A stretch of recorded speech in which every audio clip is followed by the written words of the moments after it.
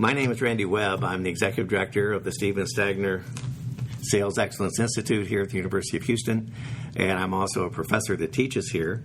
And we're fortunate today to have our namesake, Steve Stagner, with us to talk about managing growth.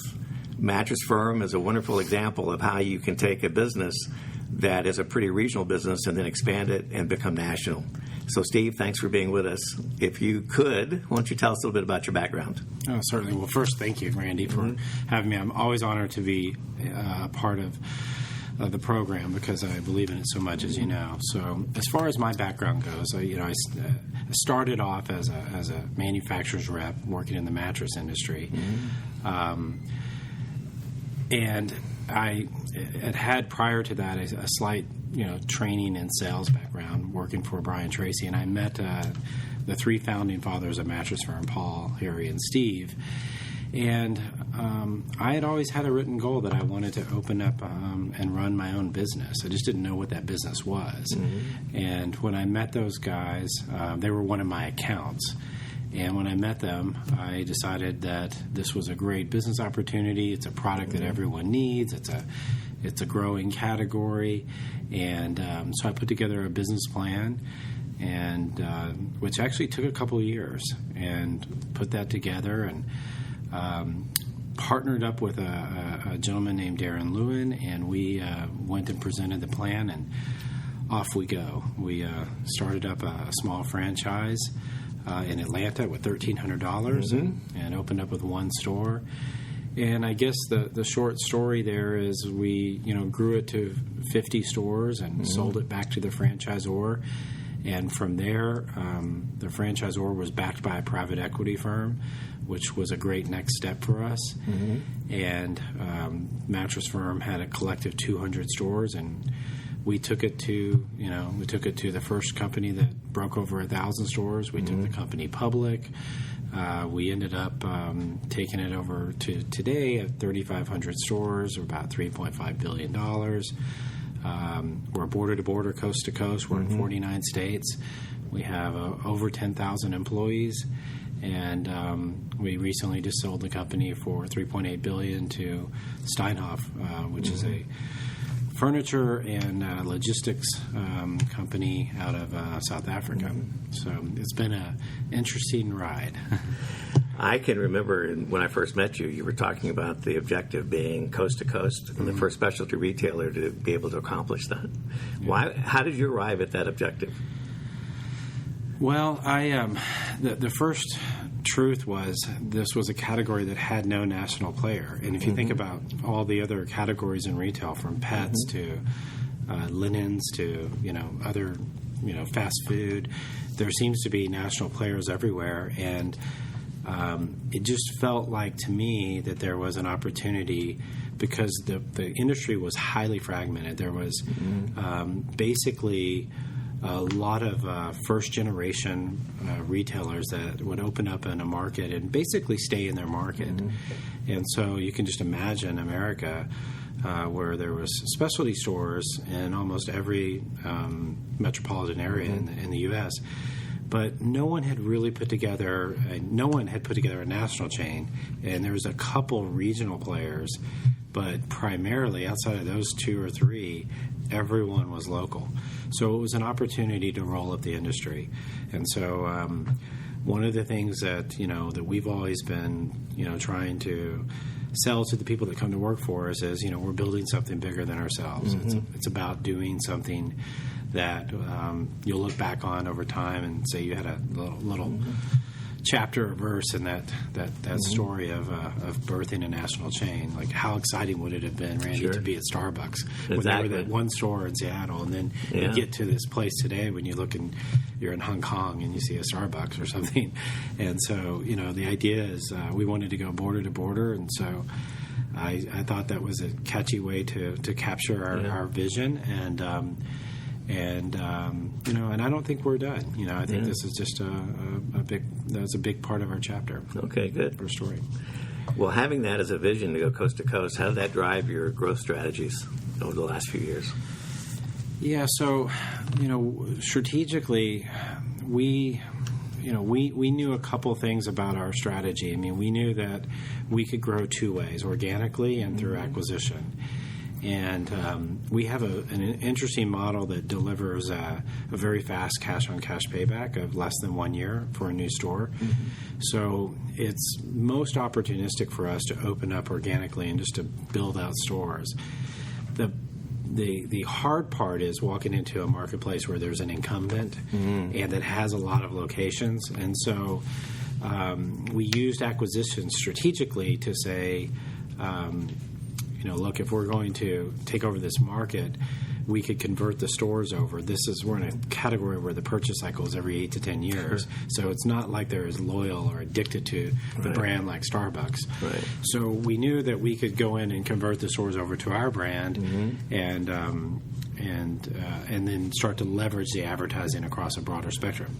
That's part of it. The other part of it is obviously stores are part of it, but culture and people are, germane to success. And so from the very first, I'd say 6 months in business back in 1996, my partner and I, Darren, spent a lot of time talking about what we wanted to be when we grew up, so to speak. And we knew that we didn't want to be just mattress salespeople. So we believed very emphatically that we wanted to build a management team.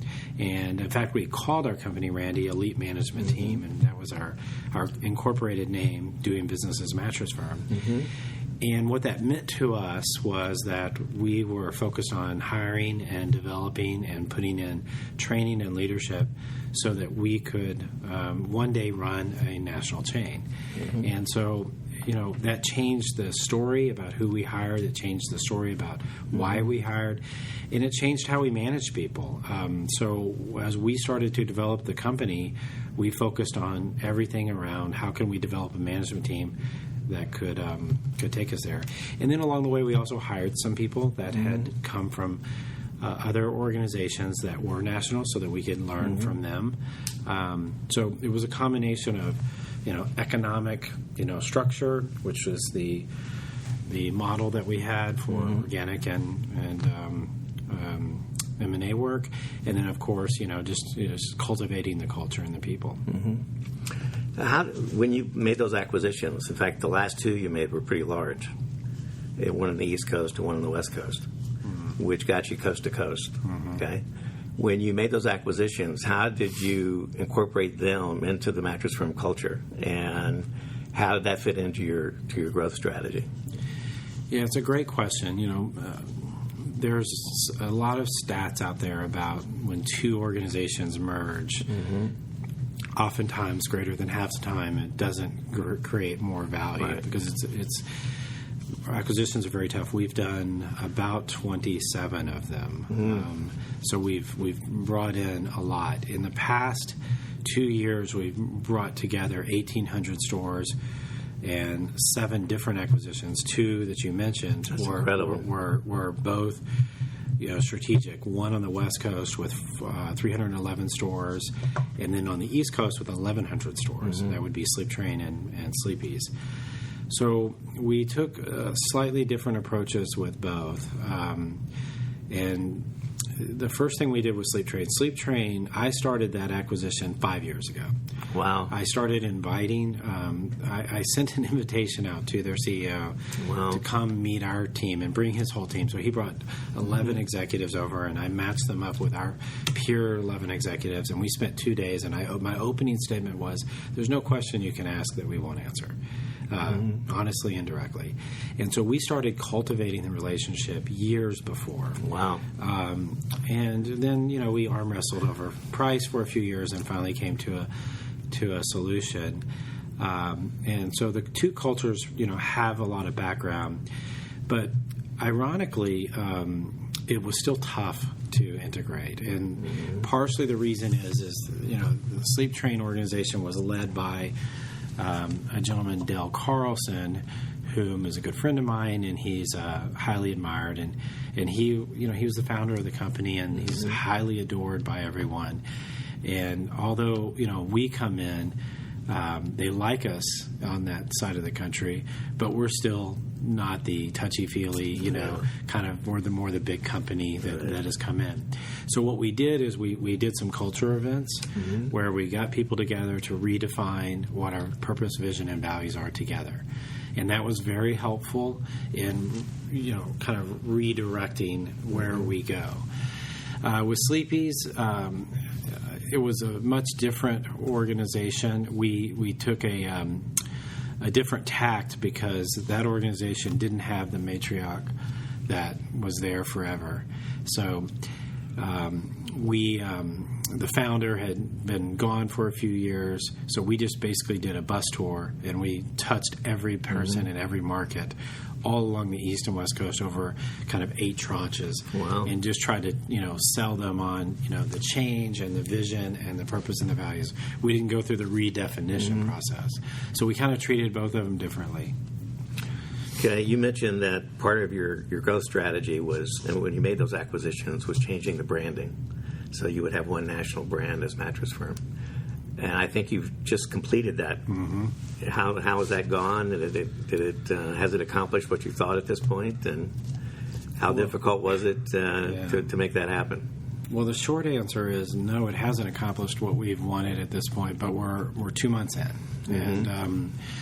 And when typically by comparison, when we've taken over a chain anywhere in the country, it's taken 1 to 2 years before the consumer kind of starts to accept you. So we're only a couple months in.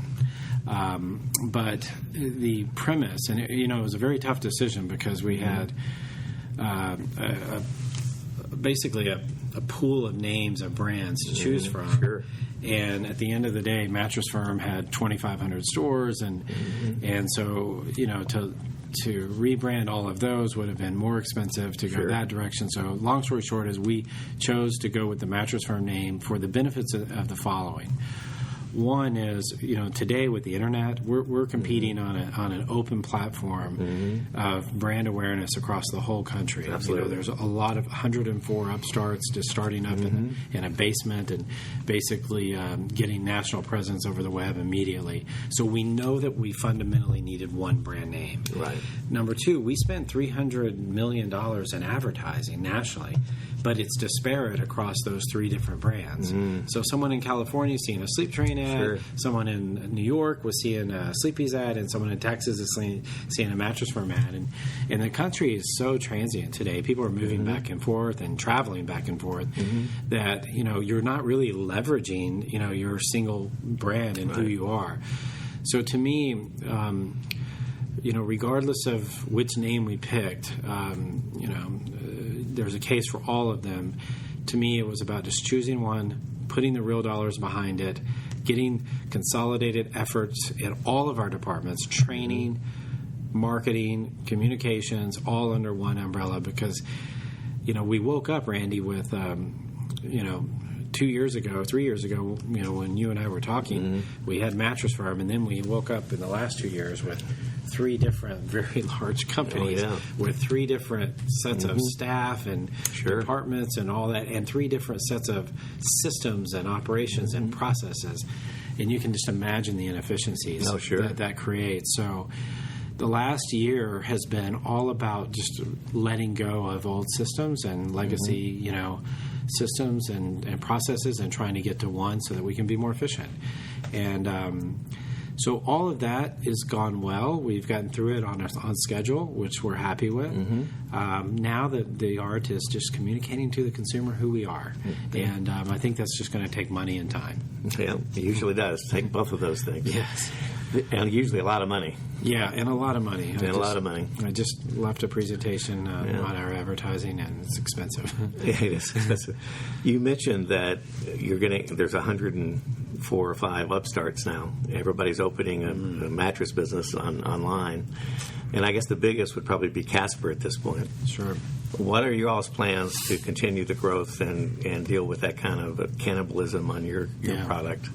How are you going to deal with that? Yeah, so Casper and the other guys are very clever in their marketing, and I know them personally. They're actually very good guys, and so hats off to the entrepreneurial nature of what they're doing. But the reality is the prospect of buying a bed in a box, unseen from a Casper or any of the other players, is not nearly as convenient as what you could do from us. You can buy from us. You can actually buy a similar product for less money from us, and you can get it faster.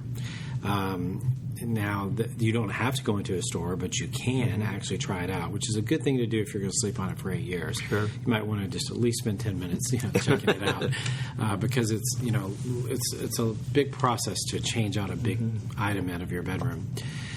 But what we've got to do is communicate that value proposition to the consumer, and that value proposition has not been communicated. Our value proposition has been primarily promotional in nature, and it's been heavy on the the sale event, and as a result of the cleverness of focusing on convenience and really attacking all of retail, the bed in a box guys have really, made a small dent in the industry. Now, for perspective, it's about 7% of the industry today.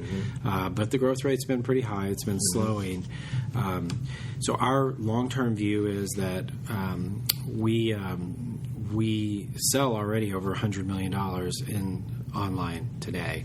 We just don't talk about it. And so our perspective is we're going to compete in that business. We're going to put our effort towards it and win in that business. We know that there will be some shakeout. There will be some survivors. Probably the big leaders like Casper will survive and do well.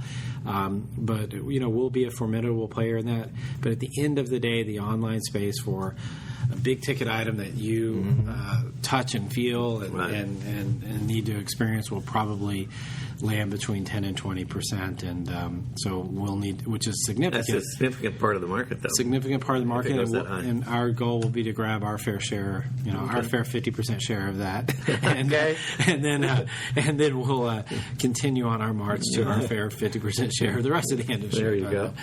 We don't have a 50% share today. We have a 25% share, but if we can grab our respective share of the industry, then it'll be fine. And look, at the end of the day, competition is great for everyone. Sure. I must say that a lesson for all is that you can never look at your competition and say, oh, they're never going to make it, or they're not good for this reason. You should always look at what they're doing well and learn from it, because there's a reason why somebody is doing something well. And part of our goal is to create the company that, if it existed, would put us out of business. Right. Which means that it's all about constant improvement, so that as people catch up with us and they try to compete with us, that we're constantly improving. And in this case, the market has been disrupted a bit, and so we need an appropriate response, and then we need to move on. Okay. In the last few minutes that we have remaining, what advice would you give a young entrepreneur or folks that are just trying to get into business or grow a business? If you had one piece of advice to give them about how they can manage that growth, what would it be?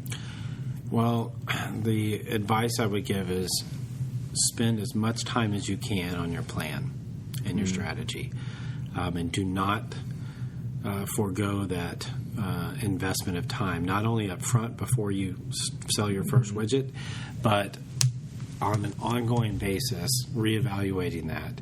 So up front, modeling out what you think will happen and being highly conservative on the sales and overly aggressive on the expenses, so that you have some headroom. You should really work off of a good model, which actually becomes kind of your goals, and your flight plan, if you will, of how you're going to go from here to there, and what are your important checkpoints. That plan ends up guiding you and gives you confidence around all the many things that happen, every single day. Sure. And the challenges that you're going to be faced with from every single person who's the naysayers, who wants to tell you that what you're doing is not going to work. Right. It's the plan that sells it. It's the spreadsheets. It's the strategy. It's all of that actually gives confidence in people, that actually helps them. And I can't tell you how many times I pulled out that 3-ring binder in 1995 when I was told, no, we're not going to lease you the space to you, or we're not going to give you credit. And I would just pull out this binder and go over my strategy, and then at the end of the conversation I would essentially get what I was looking for. So don't underestimate your ability to sell, but sell with strategy. And then the ongoing part is, the business changes, and every organization goes through a curve from startup to, like we were, to now, market leader across the U.S.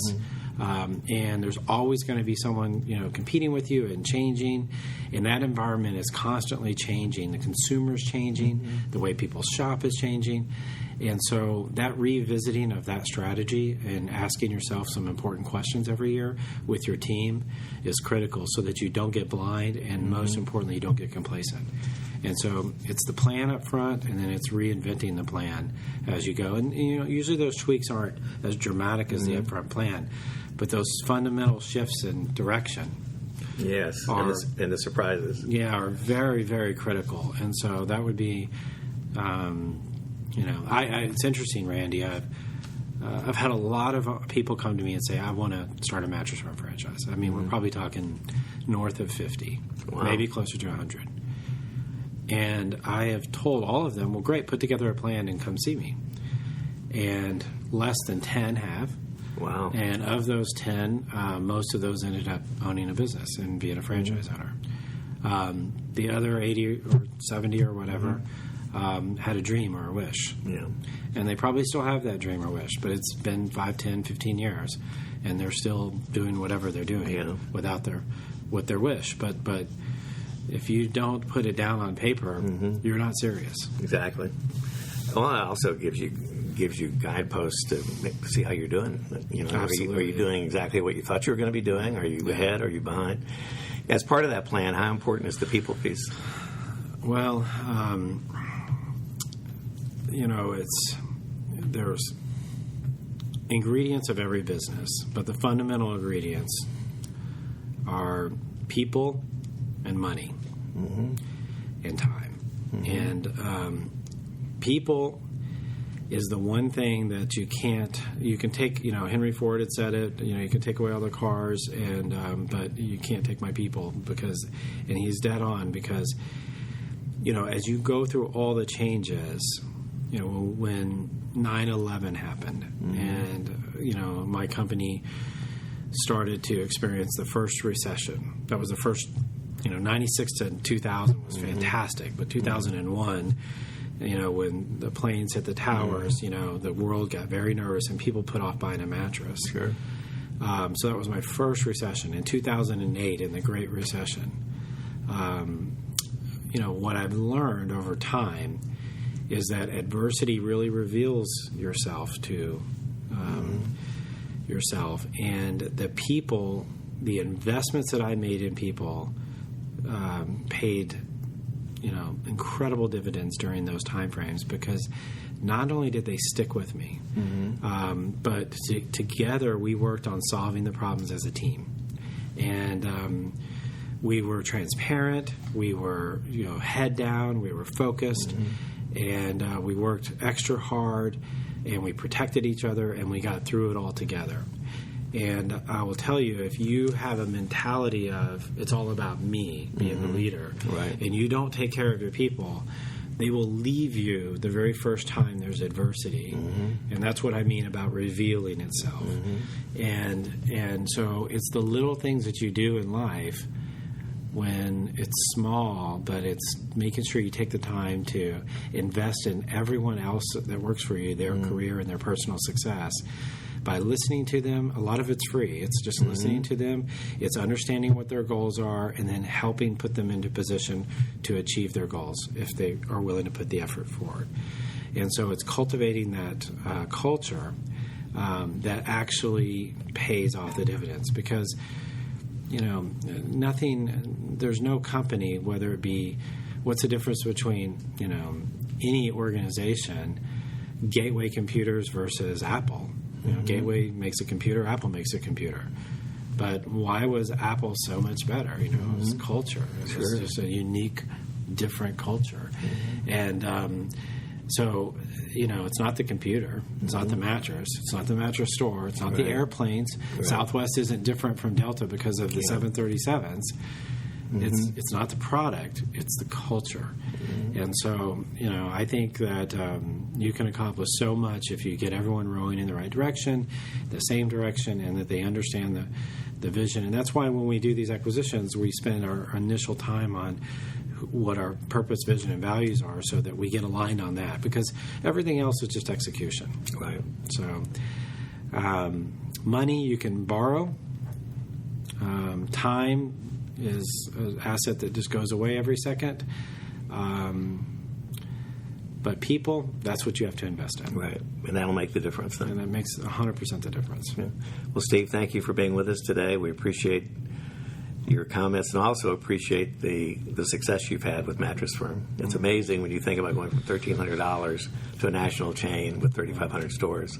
So congratulations on your success. We look forward to the next 10 years of success for Mattress Firm. Thank you. Okay. Appreciate all of the effort that has happened with our relationship with you. So Good. It's been amazing. Great. Well, thank you, Steve. Thank you.